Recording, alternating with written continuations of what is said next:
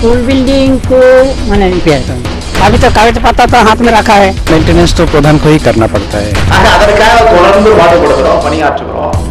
अंडमान का ड्रीम था 2 lane road, election national कोई हुआ।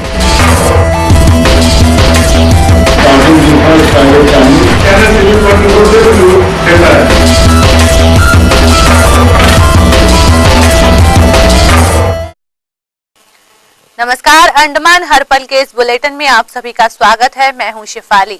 अंडमान निकोबार द्वीप समूह की कल्पना करते ही आंखों के सामने एक प्राकृतिक सुंदरता से पूर्ण सुंदर नजारों की तस्वीर उभर कर आती है और अंडमान अपनी इसी प्राकृतिक छटाओं को खुद में समेटे हुए है। लेकिन कहते हैं कि एक सिक्के के 2 पहलू होते हैं। ठीक वैसे ही जितना सुंदर ये आइलैंड है उतनी ही इसकी दशा भी खराब है और अंडमान हर पल में हम आपको दिखाएंगे अंडमान के दोनों पहलुओं की हकीकत। तो चलिए शुरुआत करते हैं। अंडमान अपनी सुंदरता के लिए जाना जाता है। यहाँ का सुंदर द्वीप और पेड़ों की हरियाली को निहारने के लिए दूर दूर से लोग आते हैं। लेकिन इन दिनों पोर्ट ब्लेयर में वन विभाग की लापरवाही साफ देखने को मिल रही है। जी हाँ, विभाग के अधिकारियों की लापरवाही के चलते हरे पेड़ों को काटा जा रहा है और फिर पेड़ों को सड़ाकर उन्हें कम दामों में बेचा जा रहा है, जिससे प्रकृति के साथ साथ राजस्व को भी नुकसान हो रहा है। लोगों का इस पर कहना है कि बार बार विभागीय आला अधिकारियों को इसकी शिकायत की जा चुकी है, लेकिन इसके बावजूद भी इस पर कोई कार्यवाही नहीं की जाती। अंडमान निकोबार की सबसे पुरानी आरा मिल जो पोर्ट ब्लेयर के चाथम में स्थित है। यहाँ के चाथम में स्थित आरा मिल से लोगों को अपने व्यक्तिगत प्रयोजनों के लिए चीरी हुई लकड़ी को खरीद सुचारू बनाने के लिए प्रणाली बनाई गई है। पर आज हम आपको इस आरा मिल से जुड़े ज्वलंत मुद्दे के विषय में बताने जा रहे हैं। हमारे संवाददाता से बात करते हुए आइलैंड डेवलपमेंट ऑर्गेनाइजेशन के सभापति और सचिव ने जानकारी ली कि वन विभाग लकड़ी को सड़ाती है और फिर कम दामों में बिक्री करवाती है। कितनी बार शिकायतें कर चुके हैं, लेकिन वन विभाग के अधिकारियों की मनमानी लगातार जारी है। विगत 2 साल से हम फॉरेस्ट डिपार्टमेंट के चार्टम में जो लकड़ी में जो जनता को दिक्कत हो रहा है उसके खिलाफ काफ़ी सजेशन दिया। माननीय उपराज्यपाल जी, पीसी सेठ साहब, चार्टम का डीसीएफ, इन तमाम लोगों के सहयोग से हमने काफ़ी प्रयास किया, लेकिन इस पर कुछ भी हुआ नहीं। इस लकड़ी को बेचने के लिए काफ़ी प्रयास हमारा संगठन किया, बार बार हम लोग लिख करके दिया, लेकिन कोई सुनवाई नहीं। अब इस लकड़ी को ऐसो सड़ाने के बाद जब लकड़ी सड़ जाता है, गल जाता है, तो उसको सबसे कम से कम दाम में ये लोग निकाल देते हैं। कभी कभी ऐसो ये लकड़ी जो सुप्रीम कोर्ट का आदेश है कि हार्डवुड का जो लकड़ी है प्रोडक्ट छोड़कर इसको मेडिसिन ट्रीटमेंट के बाद ही बेचने का प्रावधान है माननीय उच्चतम न्यायालय के द्वारा। उसका भी घोर उल्लंघन हम देखने को मिला। कभी कभी बिना मेडिसिन ट्रीटमेंट का भी लकड़ी बेचते हैं ये लोग। अभी 2 महीने से अभी बोलता है कि ट्रीटमेंट प्लांट में मेडिसिन नहीं है। अब एक तरफ मेडिसिन नहीं, दूसरी तरफ प्राइवेट फर्म को है सो बोलता है जाके आप लोग लकड़ी वहाँ से लीजिए। प्राइवेट फर्म बिना ट्रीटमेंट का, बिना मेडिसिन का लकड़ी बेच रहा है। और वो भी मजे की बात है, वो फॉरेस्ट डिपार्टमेंट के डिपो को हार्डवेयर को लकड़ी यहाँ से भेज रहा है। इस तमाम बातों को ध्यान में रखते हुए ये फॉरेस्ट डिपार्टमेंट, तो मैं समझ रहा हूँ कि माननीय उच्चतम न्यायालय को ठेंगा दिखा रहा है। उच्चतम न्यायालय के आदेश को भी वन विभाग के अधिकारी ताक में रखकर ये काम कर रहे हैं। आम जनता की जरूरतों के लिए लकड़ी लेने के लिए कई नियम हैं, पर अधिकारी अच्छी लकड़ियों को रखकर सड़ने देते हैं और फिर कम दामों में बेचते हैं। सुप्रीम कोर्ट के आदेश से चार्टम सा मिल बंद हुई। फिर सुप्रीम कोर्ट ने यहाँ की तकलीफ और हालात को देख करके वो चालू किया और परमिशन दिया। ऐसी हालात में आपके पास में 2000 क्यूबिक मीटर लगभग साकड़ाई लकड़ी मौजूद है, जिसमें से करीब 100 से ऊपर मतलब क्यूबिक मीटर लकड़ी सड़ के भूसी हो चुकी है, जिसका आप लोगों ने बार बार टेंडर दिया, बार बार मतलब आप लोग उसका प्रयास किए, मगर उसके बाद कोई नतीजा नहीं आता। 99 या 2000 का टाइम में DCM mister Reddy ranger mister Thomas और इंडस्ट्री डिपार्टमेंट के प्रयास से नए गोडाउन में करीब 200 क्यूबिक मीटर लकड़ी 60% और 40% लेस करके बेची गई। वो टाइम भी फर्नीचर एसोसिएशन और संगठन मतलब प्रयास किया था इसको बेचवाने के लिए। अगर इन्वायरमेंट का प्रॉब्लम बचाना है तो ये लकड़ी को सड़ने से आपको बचाना होगा। और मेडिसिन का जो सवाल उठता है, बार बार ये सवाल आता है कि मेडिसिन खत्म हो गया। आपके पास में मतलब वर्कर है, कर्मचारी है, उसके लिए इंजीनियर है। अब जो है मेडिसिन का नाम लेकर के वही डिपार्टमेंट जो मतलब प्राइवेट को परमिशन देता, खुद को अपना मतलब बेचता, अपनी पर्सनल यूज के लिए वो बिना मेडिसिन के यूज कर देता। और जब जनता की बात आती है तो मतलब जो है मेडिसिन खत्म हो गया ये बोल करके जो है नहीं देता। तो मैं चाहता हूँ कि ये चैनल इस चीज को तेजी से मतलब जनता के बीच में लाए और प्रशासन को समझाए और फॉरेस्ट डिपार्टमेंट को समझने की जरूरत है। द्वीप वासियों के सामने ये बात उजागर होनी चाहिए कि किस तरह से धांधली चौथामारा मिल के अंदर चल रही है, जिससे आम जनता बेखबर है। John Robert, TV 24 Andaman. सरकारी दफ्तरों में भी फर्जीवाड़ा खूब किया जा रहा है। कहीं किसी का नाम बदलकर तो कहीं किसी के फर्जी साइन किए जा रहे हैं। जी हां, अंडमान निकोबार राज्य ओलंपिक संघ के पूर्व अध्यक्ष ने ओलंपिक संघ के महासचिव पर फर्जी साइन करने का आरोप लगाया है। साथ ही हस्ताक्षर की प्रतिलिपि भी विभाग को सौंपी गई है, जिसके बाद शिकायत के आधार पर पुलिस ने महासचिव के खिलाफ मामला दर्ज कर लिया है। अंडमान निकोबार राज्य ओलंपिक संघ के पूर्व अध्यक्ष जी भास्कर द्वारा शिकायत दर्ज कराई गई कि ओलंपिक संघ के महासचिव ने अंडमान निकोबार राज्य ओलंपिक संघ के अध्यक्ष के रूप में जाली दस्तखत किया है।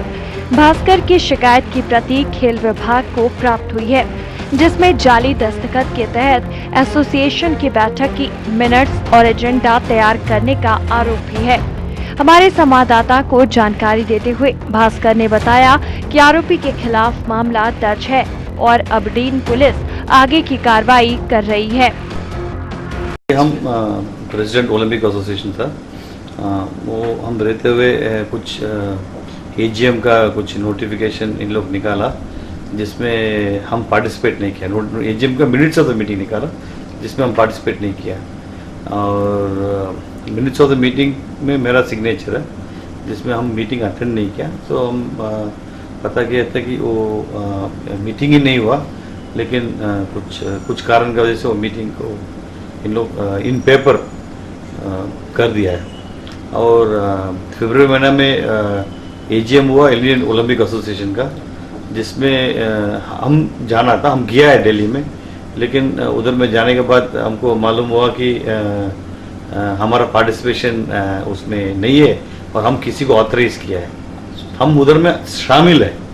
फिर हमको बाहर बैठा दिया, बोला कि नहीं आप you don't have voting rights. So हम देखा गया कि उसमें भी विदाउट माई नॉलेज कुछ ये हुआ। I have given this case to the police and they have filed an FIR.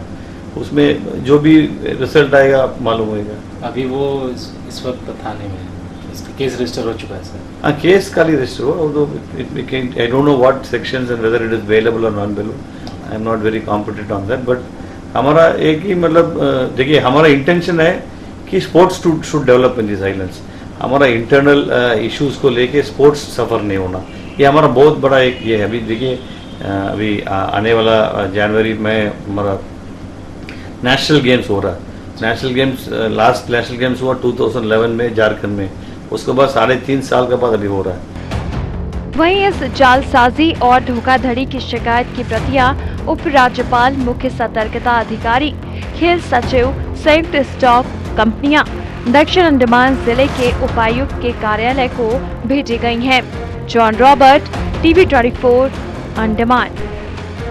अब बात करते हैं खबर के असर की, जहां पोर्ट ब्लेयर में एक बार फिर टीवी 24 की खबर का असर हुआ और बिजली विभाग के अधिकारियों ने लोगों के लिए जान का सबब बने बिजली के तारों को सुरक्षित रूप से ठीक करवाया। आपको बता दें कि वार्ड संख्या 5 अनारकली में रहने वाले लोगों के लिए घरों पर झूलते बिजली के तार परेशानी का सबब बने हुए थे। लगातार शिकायतों के बाद भी अधिकारी इस ओर कोई ध्यान नहीं दे रहे थे, लेकिन टीवी 24 के द्वारा प्रमुखता से इस खबर को दिखाए जाने के बाद असर हुआ और विभाग ने बिजली के तारों को ठीक करवाया। पोर्ट ब्लेयर के वार्ड संख्या 5 अनारकली में रहने वाले स्थानीय निवासी करीब 1 सालों से लटकते हुए बिजली के तारों के विषय में विद्युत विभाग को शिकायत कर रहे थे। 1 साल पहले जब हवा तूफान के कारण पेड़ गिर गए, तब पेड़ की डालियों को काट दिया गया, पर बिजली के तारों को ठीक नहीं किया गया। बिजली की लाइन इतनी नीचे झूल गई थी कि घर जाने के लिए सीढ़ी से लोग आते जाते हैं। किसी का हाथ भी आसानी से बिजली लाइन पर पड़ सकता है, पर विभाग ने कोई कार्रवाई नहीं की। अभी 1 साल होने वाला है। अच्छा, तो आप लोग 1 साल कब हुआ था ये जो और गया साल का जो हवा तूफान आया था उसी टाइम हुआ है। बड़ा पेड़ गिरा था उसके ऊपर, उसी टाइम गिर गया। उसके बाद आप लोग कहीं जाके कंप्लेंट नहीं लिखाए हैं? कंप्लेंट कराया, म्युनिसिपल को कराया, तो उस लोग बोला इलेक्ट्रिसिटी वाला लोग आके करेगा। अच्छा, फिर उसके बाद जेई इलेक्ट्रिसिटी डिपार्टमेंट को आप लोग ने बोला था जाके? उस लोग आया, उस लोग जब उधर से रोड लाइन ठीक करते करते आएगा, उस टाइम में ठीक करेगा बोला। उस लोग करके आ गया, चले गया, लेकिन ठीक नहीं करा। अब 1 साल हो गया, अभी तक ठीक नहीं हुआ। टीवी 24 की पहल के बाद विद्युत विभाग के अधिकारी और कर्मचारियों ने तुरंत ही बिजली के तारों को सुरक्षित रूप से ठीक कर दिया। John Robert, TV 24, Andaman. Andaman Nicobar द्वीप में पर्यटन को बढ़ावा देने को लेकर अब अनिडको ने भी अपना रुझान दिखाया है। अनिडको के जनरल मैनेजर ने बताया कि सैलानियों और द्वीप वासियों के लिए अक्टूबर से लेकर मई महीने तक तैरता हुआ रेस्टोरेंट यानी कि फ्लोटिंग रेस्टोरेंट का संचालन किया जा रहा है। आए दिन हम आपको पर्यटन व्यवसाय से जुड़े खबरों से रूबरू कराते आ रहे हैं। अंडमान निकोबार में पर्यटकों की बढ़ती हुई तादाद को देखकर अनिडको पर्यटन के विकास के लिए प्रयासरत है।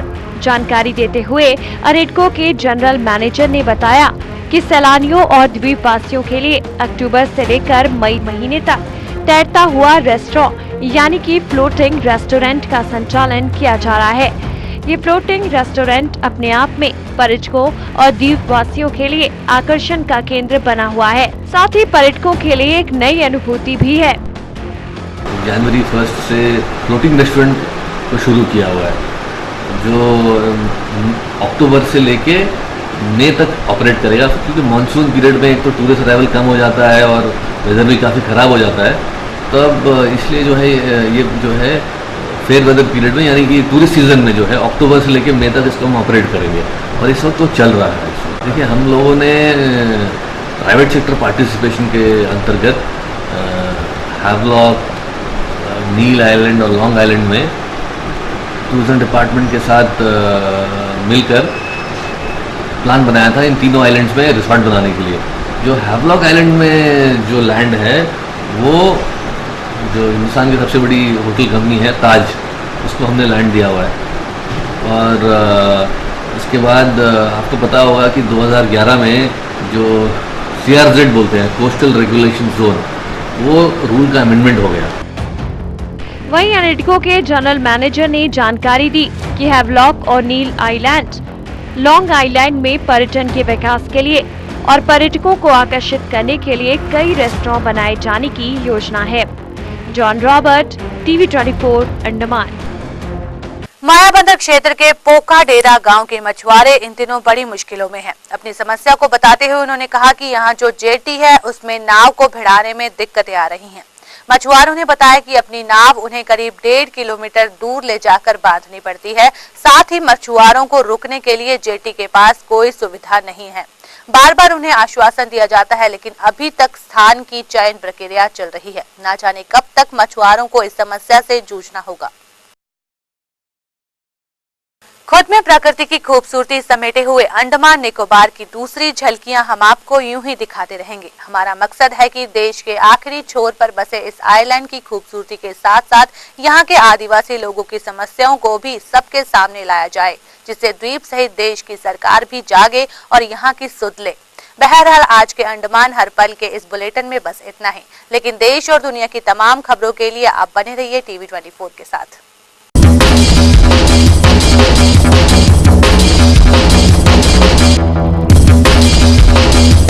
स्कूल बिल्डिंग को मैंने रिपेयर करना।